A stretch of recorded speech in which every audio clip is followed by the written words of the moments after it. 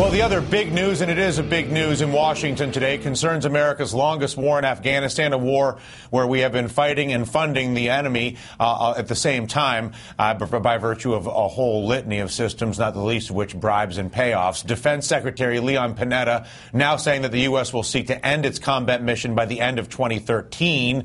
The White House dialing back on Panetta's commentary, insisting that no official decision has been made. We currently have 89,000 boots on the ground. That number is expected to drop to 23,000 by the end of the year. Our next guest has worked in Kabul since the beginning of the war, and she is out with an explosive new book claiming that we, the American policymakers, deliberately have missed opportunities to take down the Taliban and stabilize a massively volatile region. Lucy Morgan Edwards is a former political advisor to the EU ambassador and a reporter for The Economist.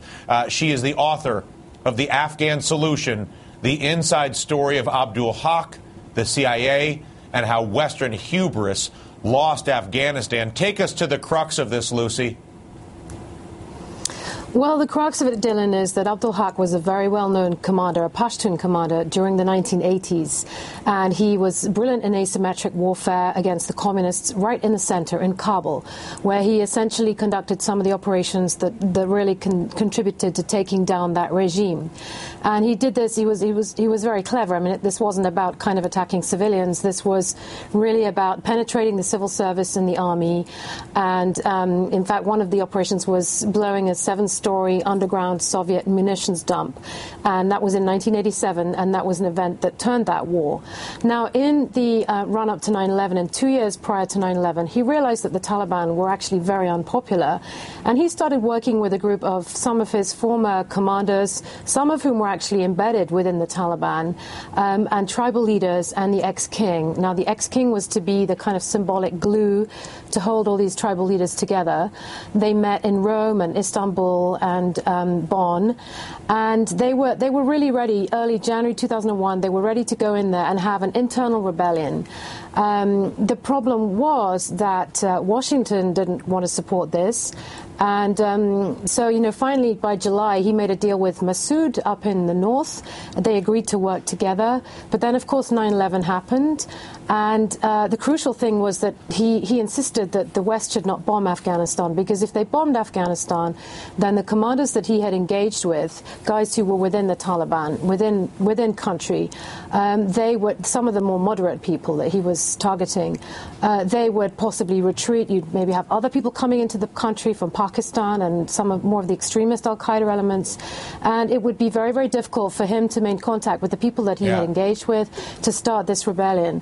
So it was really crucial. He was really arguing that the West do not bomb Afghanistan. But do you suggest, though, Lucy, that the decision to ignore that advice and to engage in a massive aerial bombing campaign over the course of a decade run by guys with joysticks in Las Vegas playing a video game of murder over the skies of Afghanistan, that decision was made and is being made deliberately? In other words, are you suggesting that the dysfunction that you just described was a tactical decision, a strategic decision made on a policy level that says we want to appear to be fighting a war in Afghanistan through the theater of raining hellfire from the sky upon our enemy because it is good for us politically in America, but we actually do not want to engage tactically to resolve the power dysfunction in Afghanistan to enhance stability. Is that a correct interpretation? Absolutely, because the thing was he recognized that there was a window of opportunity and that if the West started bombing, that the Northern Alliance would then break through Taliban front lines and take Kabul, and that they would then have the reins of power, as it were, that you'd have these Tajik warlords coming back, guys who were really unpopular with a lot of the populace and the women particularly because of what they'd done there during the early 90s in the Civil War. But once he realized that once they were in power, once they were installed in Kabul, it would be very difficult to have a kind of balanced ethnic representation, that the Pashtuns would be left out of the political settlement, which is what's happened, which is why many of them are gravitating back towards the Taliban. I mean, there are a host of other reasons, but this is part of the problem, that they have been completely alienated from the center.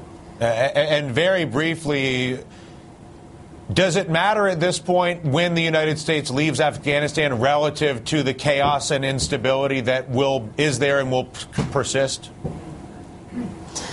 I mean, obviously, there are questions of how many bases the U.S. wishes to maintain, whether they are going to have a complete pullout. But the problem is we have, after 10 years, left nothing behind except for chaos. We have not managed to build up any structures. Even the Afghan National Security Forces that NATO and the U.S. is trumpeting as its kind of route to exit has massive problems. I mean, not least funding, but the ethnic representation, huge problems with that. And it looks as though we're going to be having civil war on several different levels when we leave. All right, Lucy, thank you for the reporting. Ruthless though it may be, better to know than to pretend it doesn't exist. Thank you so much.